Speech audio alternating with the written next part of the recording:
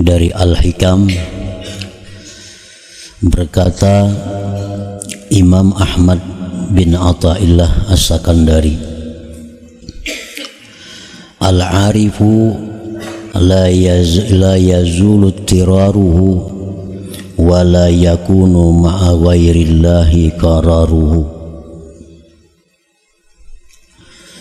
yang artinya orang yang ma'rifat kepada Allah itu tidaklah hilang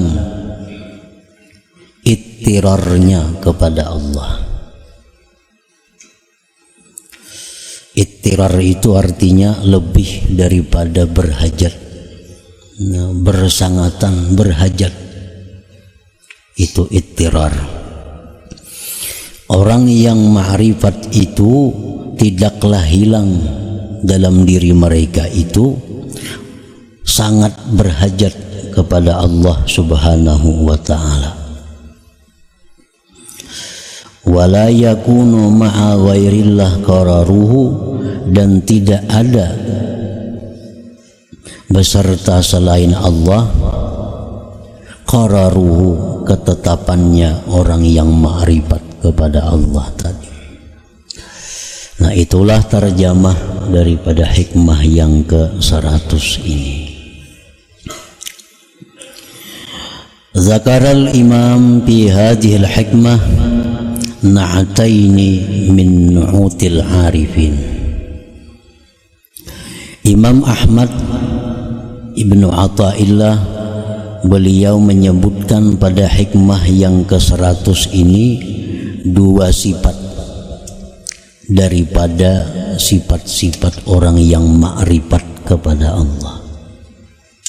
Dua kelakuan di antara sekian banyak kelakuan-kelakuan orang yang ma'rifat dengan Allah Subhanahu wa ta'ala. Orang yang ma'rifat kepada Allah itu disebut al-arif, artinya orang yang mengenal dengan Allah. Pengertian ma'rifat itu ada terbagi dua. Satu, ada pengertian yang secara umum, itu artinya adalah al-jazam, meyakini dengan seyakin-yakinnya, seperti awaluddin ma'rifatullah, awal-awal agama itu adalah ma'rifat kepada Allah. Nah, pengertian ma'rifat kepada Allah di situ adalah meyakini seyakin-yakinnya adanya Allah Subhanahu wa ta'ala. Nah, jadi ma'rifat ini secara umum artinya adalah meyakini dengan seyakin-yakinnya keberadaan adanya Allah Subhanahu wa ta'ala. Nah, itu ma'rifat secara umum yang wajib ada pada diri setiap orang yang beriman. Adapun yang dimaksud dengan ma'rifat secara khusus itu ialah nurun yaqdhifuhullah fi qalbi abdih fadlan minhu, fabidzalika nur yushahidullah fi kulli syai'. Nah, pengertian ma'rifat secara khusus adalah ma'rifat itu cahaya yang dilontarkan Allah, cahaya itu ke dalam hati hambanya sebagai anugerah dari Allah. Maka dengan itu cahaya dia bisa menyaksikan Allah Subhanahu wa ta'ala pada tiap-tiap sesuatu. Nah, ini pengertian ma'rifat secara khusus. Cahaya yang dilontarkan Allah kepada hambanya yang dia kehendaki. Nah, lalu si hamba tadi dengan cahaya yang ada dalam hatinya itu dia bisa musyahadah kepada Allah pada tiap-tiap sesuatu.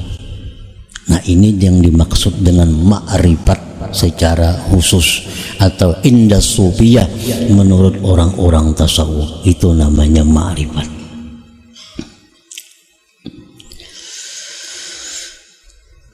Jadi cahaya yang dilontarkan Allah ke dalam hati si hamba tadi disebutkan oleh para ulama itu semata-mata adalah anugerah.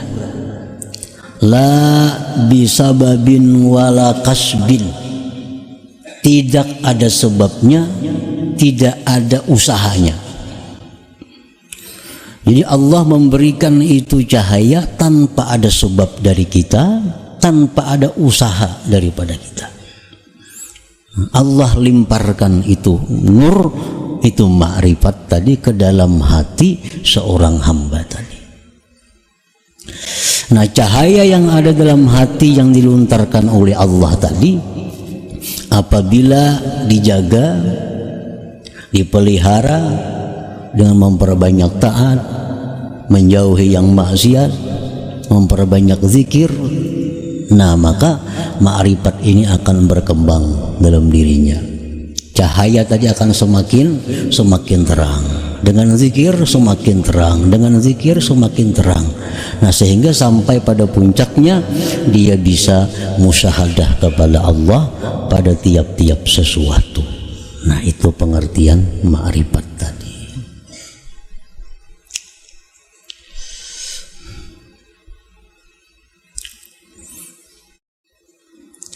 Sebahagian ulama ada yang berpendapat bahwa ma'rifat itu bisa kita usahai.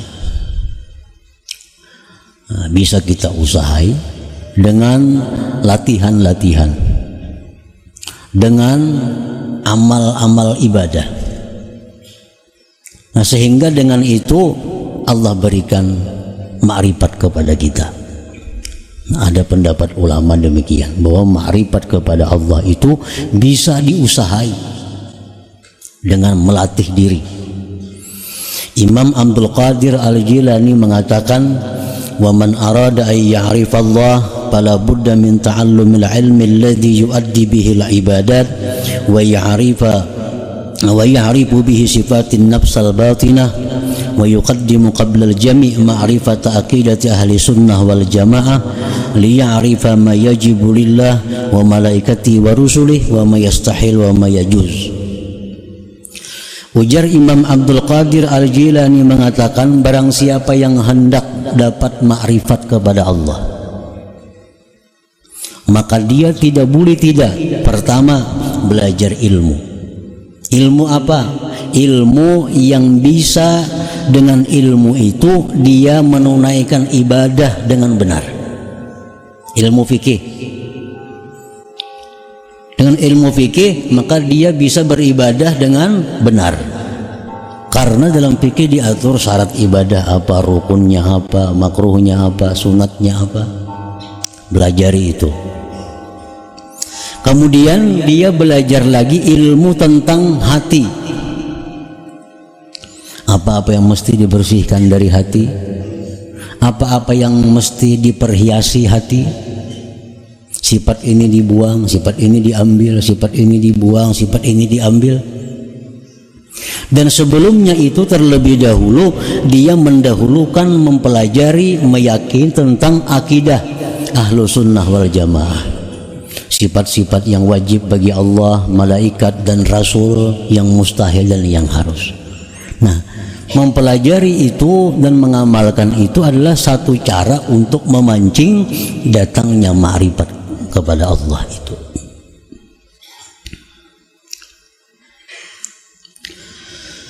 Nah, di dalam hikmah yang ke-100 ini Imam Ahmad Ibnu Athaillah menjelaskan 2 sifat orang yang ma'rifat itu.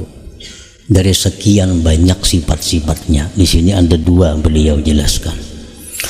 Al-awwalu, yang pertama, dawamut tirarihi ilallahi ta'ala. Orang yang ma'rifat kepada Allah itu selalu berhajat kepada Allah.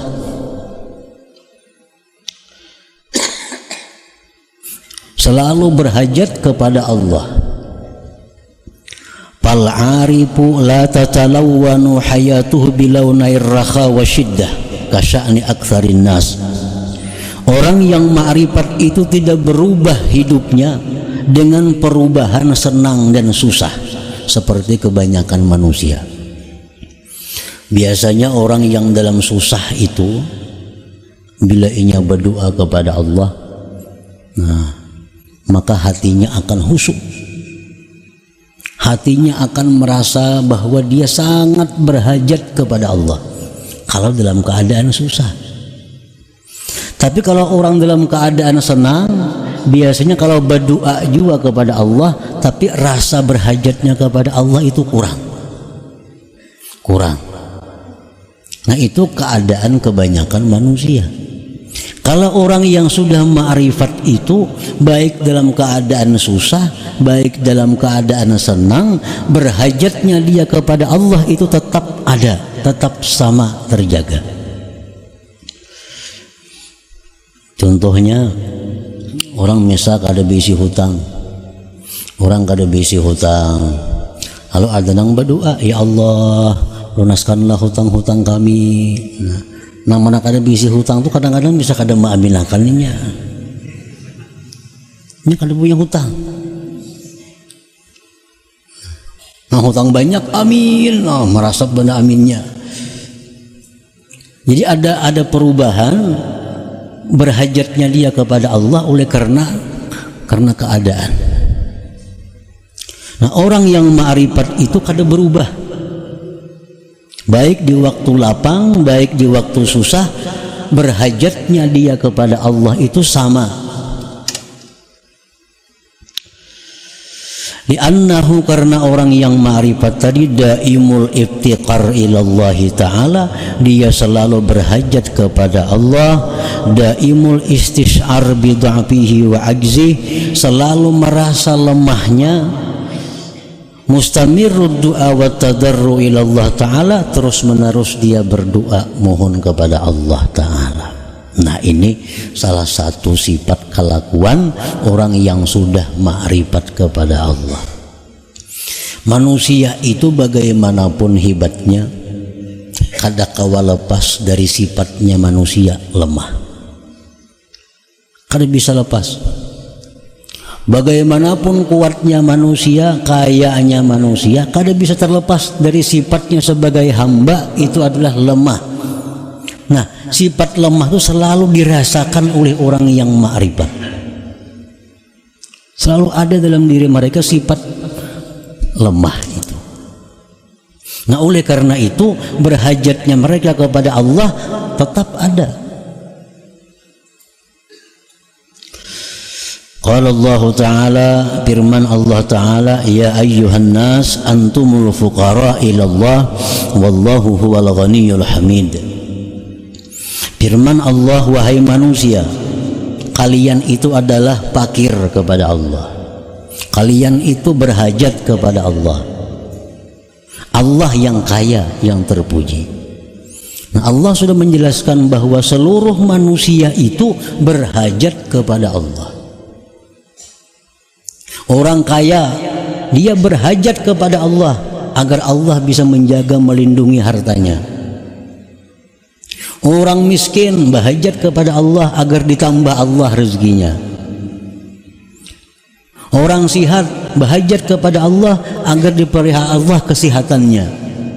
Orang sakit berhajat kepada Allah agar bisa disembuhkan oleh Allah. Rakyat berhajat kepada Allah agar diberi Allah pemimpin yang baik, yang sayang kepada mereka. Raja-raja pun berhajat kepada Allah agar rakyat mereka selalu tunduk dan patuh kepadanya. Jadi kada ada manusia yang terlepas daripada berhajat kepada Allah itu, siapapun mereka. Wallahu huwal ghaniyul hamid, dan Allah yang maha kaya lagi maha terpuji. Nah, jadi itu yang dirasakan oleh orang arif itu. Jadi kekayaan itu sifatnya adalah aradiyah, mendatang. Kepangkatan itu sifatnya mendatang. Kesehatan itu mendatang. Dasar manusia yang tidak mendatang dan tidak bisa hilang adalah lemah. Nah, ini yang selalu dirasakan oleh orang yang ma'rifat kepada Allah itu, kelemahan diri mereka, kekuatan Allah Subhanahu wa ta'ala. Jadi kada berubah apapun keadaan, tetap mereka itu merasakan kelemahan dirinya, keberhajatannya kepada Allah Subhanahu wa ta'ala.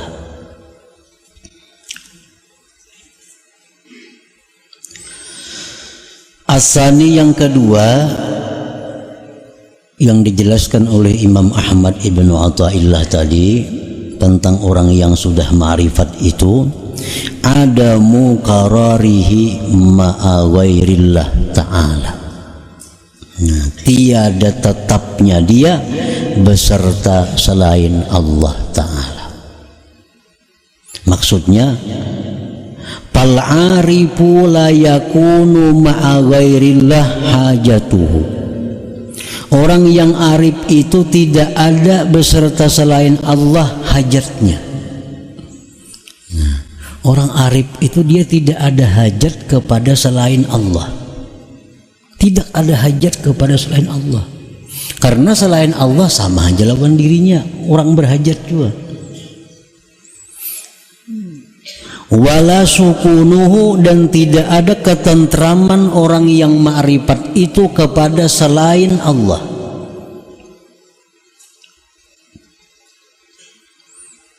Ada orang yang tentram dengan manusia lain. Bila ada manusia itu datang kepadanya, hatinya tentram. Bila manusia itu pergi, hatinya gelisah. Ini orang yang ketentramannya pada manusia. Nah, orang arif kada mau kayak itu. Ada orang yang ketentramannya dengan duit. Bila ada duit, tenang inya. Kada ada duit, gelisah. Ini orang yang ketentramannya dengan duit. Orang yang ketentramannya dengan duit ini selalu berubah. Kadang-kadang tentram, kadang-kadang gelisah, kadang-kadang tentram, kadang-kadang gelisah. Karena duit itu datang pergi. Tapi kalau orang itu ketentramannya dengan Allah, nah ini kada mau berubah karena Allah kada pergi.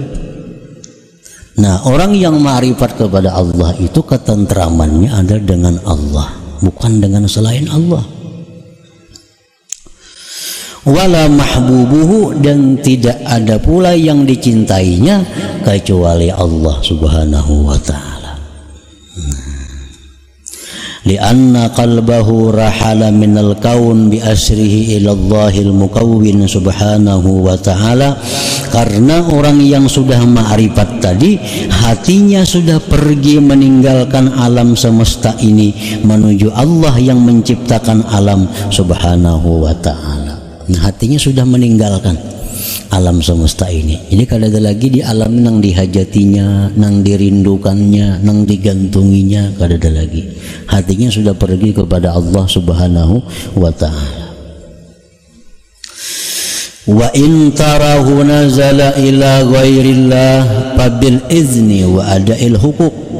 Jika engkau lihat orang yang arif itu turun kepada selain Allah, misalnya ada orang yang ma'rifat ini ketujuh dengan seseorang, ketujuh dengan makhluk, apapun ngarannya makhluk itu. Nah, itu semata-mata adalah izin Allah dan untuk menunaikan hak-hak mereka. Misalnya ada orang yang sudah ma'rifat itu, mereka senang dengan manusia, mereka bisa merindukan manusia. Itu sebenarnya dengan izin Allah dan melaksanakan, menunaikan hak pada mereka. Misal macam laki-laki misal yang ma'rifat kepada Allah nih, dia sayang lawan bininya. Kenapa sayang bini? Maka Allah bisa kung disayangi. Lawan bini kenapa sayang juga? Nah, kalau orang arif itu engkau lihat bahwa dia sayang kepada bininya, sayang kepada anaknya, itu izin Allah dan menunaikan hak dirinya. Karena hak si bini pada si laki, hak anak pada orang tua itu antara lain adalah disayang dan diperhatikan. Nah, jadi kalau ada orang yang arif itu turun kepada makhluk, itu semata-mata mereka menunaikan hak hak mereka itu. Namun pada dasarnya mereka tetap adalah Allah Subhanahu wa ta'ala satu-satunya yang ada di dalam hati mereka. Al-arifu man in qulta lahu man alladhi turiduhu min hadhil hayat ajabaka uridu ma yuriduhu Allah. Maka bermula orang yang sudah ma'rifat itu adalah orang, bila engkau tanya kepadanya, apa yang kamu kehendaki daripada kehidupan ini? Maka dia menjawab, aku menghendaki sesuatu yang dikehendaki oleh Allah. Nah, orang arif tuh kalau ditakuni, ikam hidup ini hendak kayak apa? Apa hendak jadi orang sugih? Apa hendak jadi orang apa? Apa hendak jadi apa? Nah, orang arif tentu dia menjawab, aku menghendaki sesuatu yang dikehendaki oleh Allah. Jadi kadang memilih jadi orang fakir nang sabar, kadang memilih jadi pada orang kaya yang syukur, kadang memilih jadi orang pejabat nang adil, kadang memilih jadi orang apa. Tapi yang dia pilih adalah yang dikehendaki oleh Allah. Karena martabat ini banyak yang mulia. Orang fakir sabar itu hebat. Orang sugih kaya syukur itu hebat juga. Nah, si orang nang ma'rifat ini mau ditakuni, mana hakunnya antara dua tuh? Hendak jadi fakir sabir kah atau gani syakir kah? Hendak jadi orang sugih nang syukur atau jadi orang fakir nang sabar? Hendak nang mana antara dua itu? Tentu jawabannya aku menghendaki yang dikehendaki Allah kepadaku. Ku kada milih. Kedua-duanya baik. Orang fakir nang sabar hebat, kaya nang syukur hebat juga. Amun nafsu hendak kaya nang syukur pang, nafsu kita nih ditakuni. Ditakuni. Nah, orang arif kada memilih itu. Itu aku menghendaki apa yang dikehendaki oleh Allah. Allah jadikan aku orang fakir tapi sabar, aku terima. Dijadikan Allah aku ini sebagai orang kaya yang syukur, aku terima juga. Nah, wa in qulta lahu man ladzi yus'iduka minad dunya, jika engkau bertanya kepada orang arif apa yang membahagiakan engkau dalam dunia ini, ajabaka, dia akan menjawab engkau ridallah. Nah, yang menyenangkan aku dalam dunia ini adalah keridaan Allah. Bila Allah ridha, ya sudah, itu yang aku cari, itu yang membuat aku senang. Wa in qulta lahu man ladzi yukhifuka min hadhil kaun ajabaka suhtullah. Jika engkau bertanya kepada orang yang ma'rifat itu, apa yang membuat kamu takut dari alam semesta ini, ia akan menjawab engkau kemurkaan Allah. Nah, paling ditakuti orang ma'rifat itu adalah kemurkaan Allah Subhanahu wa ta'ala. Wa in qulta lahu man huwa mahbubuka alladhi yamliku qalbak ajabaka mahbubi Allah wahdah subhanahu wa ta'ala. Jika engkau bertanya kepada orang arif, siapakah yang kamu cintai, yang memenuhi hatimu, tentu dia menjawab, yang ku cintai, yang memenuhi hatiku itu adalah Allah Subhanahu wa ta'ala wahdah semata. Nah, itulah contoh daripada perilaku sifat-sifat orang yang sudah ma'rifat kepada Allah Subhanahu wa ta'ala. Jadi Imam Ahmad Ibn Athaillah meletakkan hikmah ini di nomor yang 100. Kalau sebelumnya banyak bicara tentang orang yang muridin, bicara orang yang salikin menuju ma'rifat, nah sekarang beliau sudah berpindah membicarakan tentang keadaan orang yang ma'rifat kepada Allah Subhanahu wa ta'ala. Nah, para muhibbin rahimakumullah, jadi ma'rifat kepada Allah ini adalah faidun ilahi, anugerah Allah. Menurut para ulama, siapa-siapa yang hendak mendapatkan faidun ilahi itu fata'arradu, maka menanailah. Dengan apa menanai supaya dapat ma'rifat kepada Allah itu? Kada lain daripada membersihi dan memperhiasi. Membersihkan diri dari hal-hal yang dilarang Allah, memperhiasi diri dengan hal-hal yang disukai Allah, ditambah perbanyak zikir yang hadir hati, maka itu cara yang paling cepat untuk mendapatkan limpahan Tuhan berupa makrifat kepada Allah Subhanahu wa ta'ala itu. Bila kita kada menanai, nah itu kemungkinan sangat besar kada dapat.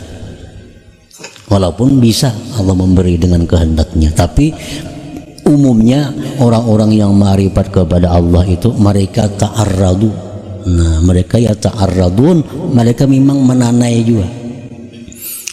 Menanai. Arifina muruk tanai banyunya, munya hujan dapat banyu, mun kada menanai kada dapat banyu. Nah, itu artinya tanailah limpahan anugerah Allah itu. Siapa tahu yang kita tanai ini harinya pas hujan maka dapat banyu. Nah, dengan memperbaiki akhlak, memperhiasi dengan akhlak terpuji, perbanyak zikir, itu cara yang paling baik, paling cepat untuk didatangkan Allah nur cahaya ma'rifat tadi. Para muhibbin rahimakumullah. Nah, selanjutnya hikmah yang ke-101. Berkata Imam Tajuddin Ahmad ibnu Athaillah As-Sakandari rahimahullah, nafa'ana bi'ulumihi wa asrarih, anara az-zawahira bi anwari athari wa anara as-saraira bi anwari sifatih bi anwari awsafih. Li ajli dhalik afalat anwaruz zawahir wa lam ta'ful anwarul qulubi was sarair. Walidzalika qil inna syamsan nahar tagrubu bil lail wa syamsal qulub laysat tagib. Yang artinya Allah Subhanahu wa ta'ala menerangi akan segala yang zahir dengan cahaya bekas daripada sifat Allah. Dan Allah Subhanahu wa ta'ala menerangi sarair, menerangi hati dengan cahaya sifat-sifat Allah. Oleh karena yang demikian, hilang itu cahaya-cahaya dari segala yang zahir dan tidak bisa hilang cahaya-cahaya hati. Dan karena demikian dikatakan orang bahwasanya matahari siang tenggelam dengan datangnya malam, dan matahari hati tidak akan pernah tenggelam. Nah, para muhibbin rahimakumullah, itulah terjemahnya hikmah yang ke-101 ini. Maksudnya adalah anara zawahira minal alam kas-samawat wal ardi wa ghairihima minal ajsam bi anwaril kawakibi wasyamsi wal qamar allati hiya atharun li awsafih min qudratin wa iradatin wa ghairihima. Allah Subhanahu wa ta'ala menerangi akan segala yang nampak daripada alam ini, seperti langit, bumi, dan selain keduanya daripada segala benda termasuk tubuh kita. Allah menerangi itu semua dengan cahaya bintang, bulan, dan matahari.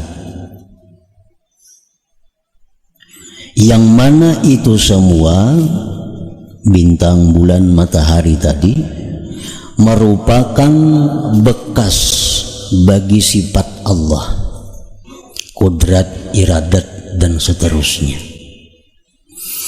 Nah, para muhibbin rahimakumullah, jadi Allah subhanahu wa ta'ala itu mempunyai sifat. Nah, kemudian Allah subhanahu wa ta'ala dengan sifat kudrat, iradat, dan seterusnya itu menciptakan matahari, bulan, bintang, dan lainnya. Nah, matahari, bulan, dan bintang itu disebut dengan bekas sifat Allah. Allah zat yang bersifat menciptakan matahari. Nah, matahari ini disebut bekas dari sifat Allah, kudrat dan iradat seterusnya tadi. Nah, jadi Allah subhanahu wa ta'ala menerangi kita semua ini dan benda-benda lainnya dengan cahaya matahari, bulan, bintang, yang itu matahari, bulan, bintang merupakan bekas dari kudrat dan iradat Allah subhanahu wa ta'ala.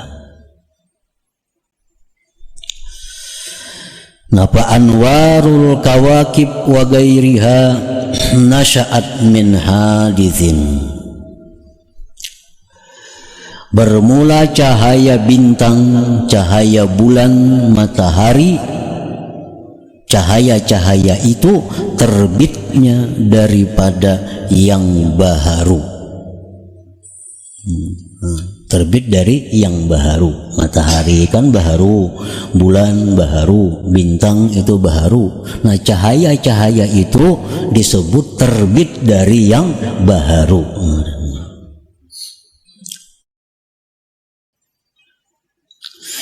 Wa anwaru ilmihi, sedangkan cahaya ilmunya Allah.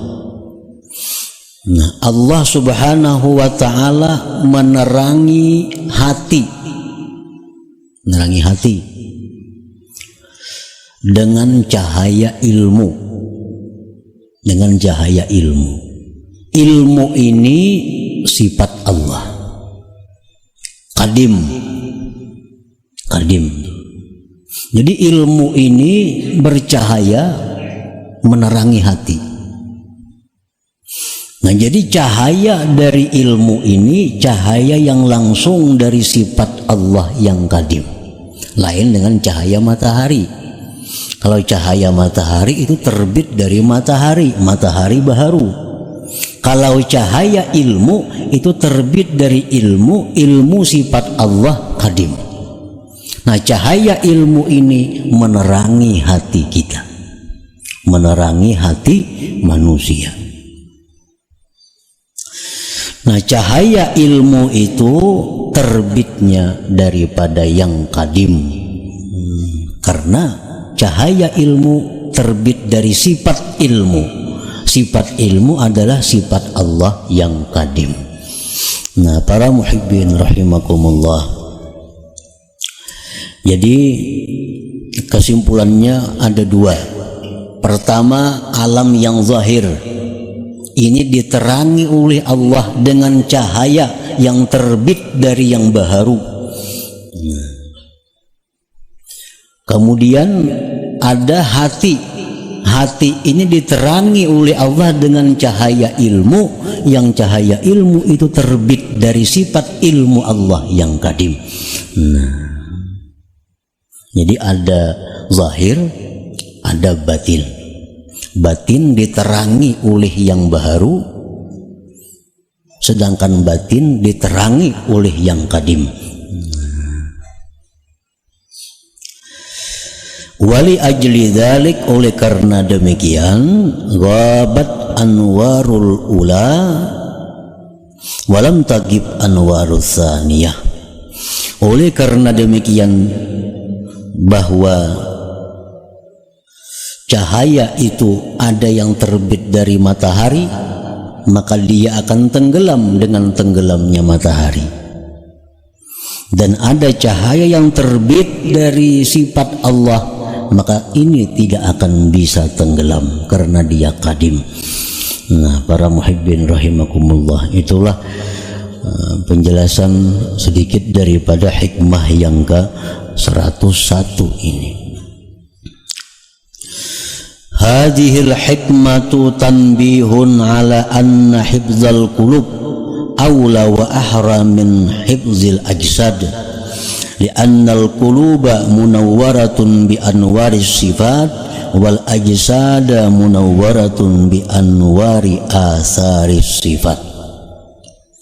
Ini hikmah yang ke-101, menjagakan, membangunkan atas bahwa menjaga hati, menjaga batin itu lebih utama daripada menjaga tubuh.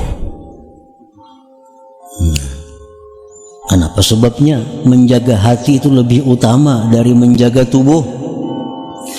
Li'annal qulub munawwaratun bi anwari sifat, karena hati kita ini disinari langsung oleh sifat Allah.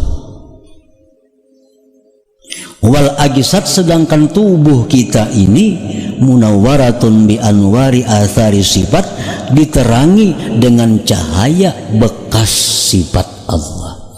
Nah, jadi itu artinya martabatnya, kedudukannya antara hati dan tubuh ini tinggi hati. Sebab hati langsung diterangi dari yang qadim, sedangkan tubuh diterangi dari bekas sifat yang qadim, bekas sifat yang qadim, yaitu matahari dan seumpamanya tadi. Wa ma kana munawwaran binuri athari sifat yagib bi ghaibil athar, wa ma kana munawwaran binuri sifat la yagib. Sesuatu yang diterangi dengan cahaya bekas sifat, sesuatu yang diterangi matahari, diterangi oleh bulan, diterangi oleh lampu-lampu, itu akan tenggelam dengan tenggelamnya asar itu. Kalau sudah matahari itu malam, nah matahari kan berfungsi lagi, artinya bisa hilang. Bila matahari itu hilang, maka zahir ini pun akan hilang.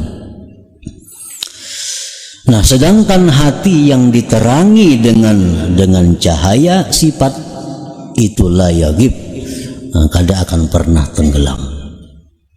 Nah, para muhibbin rahimakumullah,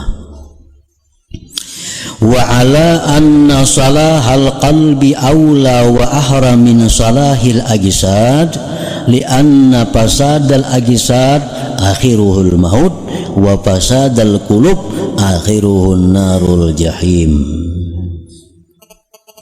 Hikmah ini juga membangunkan kita bahwa baiknya hati, nasihatnya hati lebih utama dari baiknya sihatnya tubuh, lebih utama. Karena rusaknya tubuh itu akhirnya mati. Tubuh kita nih berpenyakit akhirnya mati. Nah, habis sakitnya. Sedangkan rusaknya hati, nah itu akhirnya kada mati tapi menuju neraka jahanam atau neraka jahim. Nah, orang yang tubuhnya penuh dengan penyakit mati, ujung-ujungnya mati. Tapi kalau orang yang hatinya sakit, akhirnya hatinya mati, nah akan berlanjut kepada neraka jahim. Nah, oleh karena itu menjaga kesehatan batin, kesehatan hati, nah lebih dipentingkan dari menjaga kesehatan tubuh. Nah, para muhibbin rahimakumullah, contoh kita puasa. Nah, puasa itu kita menyiksa zahir, menahan makan, menahan minum dan lain-lain. Ini menyiksa zahir. Tapi dilakukan itu untuk apa? Untuk kesehatan batin, kesehatan hati. Karena dengan puasa itu, hati kita bisa menjadi lebih sehat, hati kita bisa menjadi lebih baik.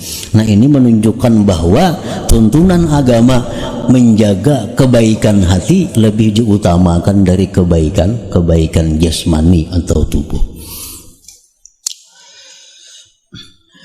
Ilaju amradil qulub ahammu min ilaji amradil ajsad.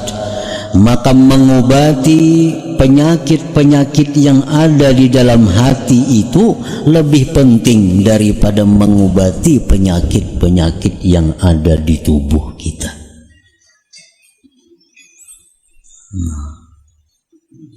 Mengobati penyakit-penyakit hati itu diutamakan, didahulukan daripada mengobati penyakit-penyakit yang ada di tubuh kita.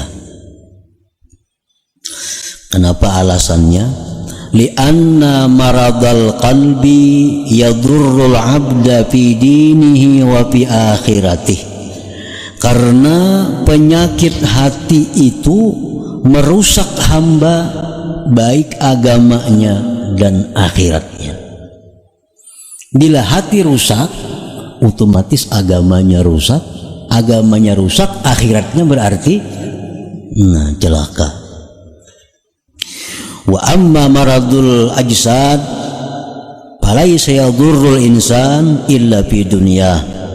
Sedangkan penyakit tubuh tidak membahayakan manusia kecuali di dunianya. Penyakit tubuh itu kadang membahayakan kita kecuali hanya dunianya. Ditambah lagi keuntungannya, sakit tubuh ini bisa membawa pahala kalau kita bisa menyikapi dengan sabar dan ridha kepada ketentuan Allah. Orang yang berpenyakit tubuh nih, itu hanya yang terganggu urusan dunianya. Tapi kalau dia sabar ridha, jadi pahala. Nah, kalau orang berpenyakit hati, kada akan bisa menjadi pahala. Makin sabar makin kada baik. Orang berpenyakit hati, sabarnya kada diobatinya, makin banyak dosanya.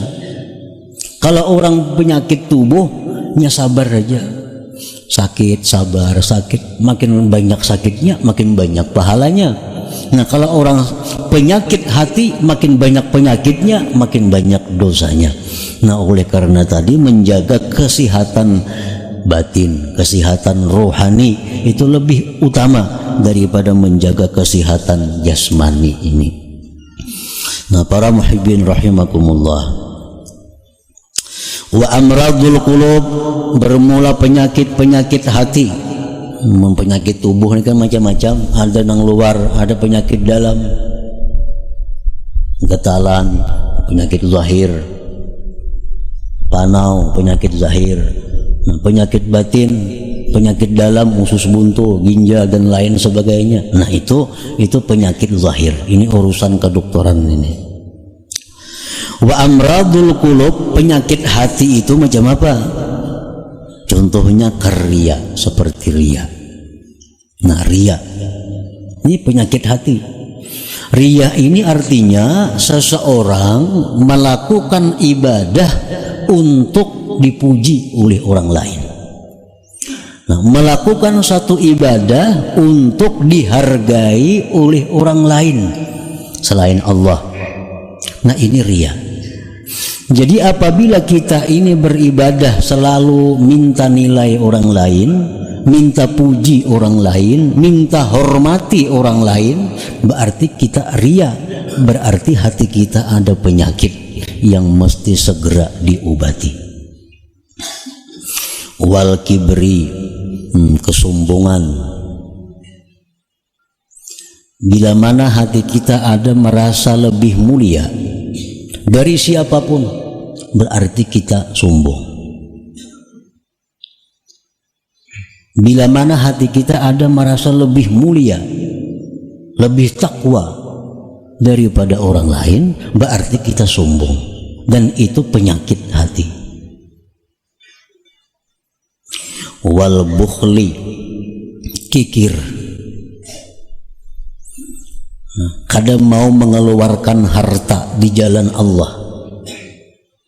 Kada mau, enggan hatinya mengeluarkan harta di jalan Allah.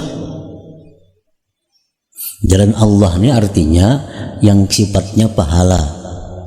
Membantu orang itu jalan Allah. Maulah masjid, bangun masjid, jalan Allah. Silaturahmi, memberikan sumbangan itu menggunakan di jalan Allah. Nah, wal bukhli, bakhil, hatinya itu enggan mengeluarkan harta di jalan Allah. Nah, bila mana macam itu berarti hatinya ini ada penyakit. Wasyuhi, syuh ini lebih jahat lagi daripada bakhil. Kalau bakhil itu biasanya seseorang kadang mau mengeluarkan hartanya, tapi kada masalah kalau orang lain yang mengeluarkan hartanya. Nah, ini bakhil. Yang penting ampunnya jangan keluar. Ampun orang biar aja keluar terus, ada apa-apa. Nah, ini bakhil. Kalau syuh ini inya kada kapingin, kada hendak mengeluarkan hartanya, dan kada katuju orang mengeluarkan hartanya. Ini biasa umumnya banyak berlaku lin nisa, perempuan-perempuan. Ini banyak perempuan-perempuan nih nang bacari laki. Si laki menggunakan duit di jalan Allah, kada katuju si bini nih. Duit seorang kada. Nah, jadi laki sosial kada katuju, apalagi dirinya seorang kada katuju. Nah, ini banyak di kalangan bini-bini nang syuh nih. Sudah seorang pamalar, laki sosial ditangati. Ini banyak yang terjadi.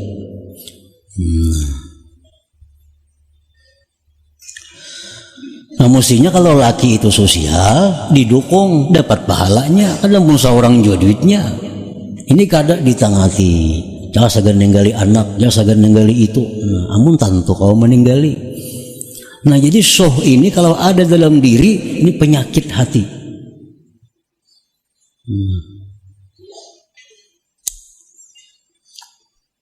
Wal hasad, dengki, wal hikid, nah, dendam, wa isarid dunya 'alal akhirah, mengutamakan dunia atas akhirat. Nah, ini contoh-contoh penyakit hati. Nah, kayak tadi juga di awal kita ada penyakit paru-paru, ada penyakit jantung, ada penyakit lambung, macam-macam, ada rematik, asam urat. Nah, ini penyakit hati macam-macam juga.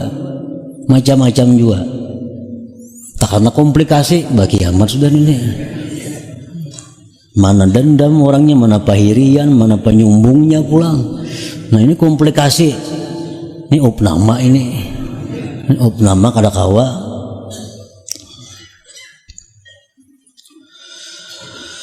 Wa tu'rafu amradul qulub, dikenal penyakit hati itu indikasinya.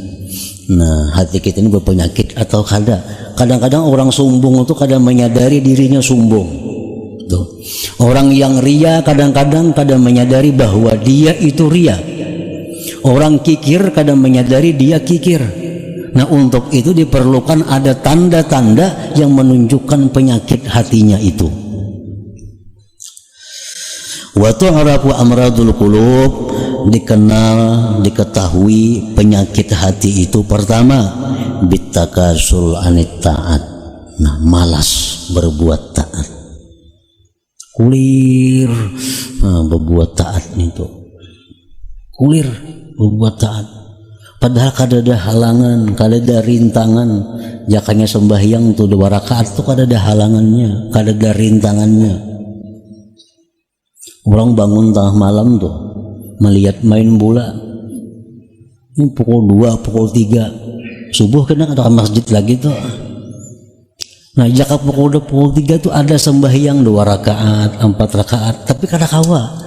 Nah, takasul anit taat, malas Berarti ada penyakit hati tadi, imma sombong kah, kikir kah, dendam kah, apakah? Malas daripada taat. Wa tulil baqa fid dunya. Tandanya orang penyakit hati lagi antara lain, dia mengingini umur panjang sepanjang-panjangnya di dunia ini. Dia hendak panjang umur, takutan lawan kematian itu. Nah, ini tandanya orang ada penyakit hati. Jadi apabila melaksanakan sunnah-sunnah Nabi itu kita malas, sembahyang berjamaah malas, membaca wirid malas, sembahyang duha malas, apalagi tahajud malas, witir malas, itu sudah jelas menunjukkan bahwa ada penyakit dalam hati. Bila malas kita gawe aja, berarti penyakitnya kada terlalu berat nih. Nya malas tahajud, cuma berat kayak itu nah. Nah ini masih ringan penyakit. Tapi kalau kada kawa sama sekali, nah ini berat. Mungkin ada sombongnya nang berat, riaknya nang berat.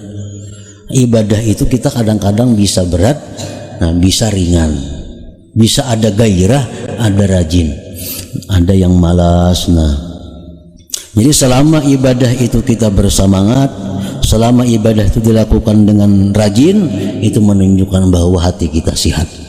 Hati kita sehat. Kalau ada penyakit ringan, penyakit ringan.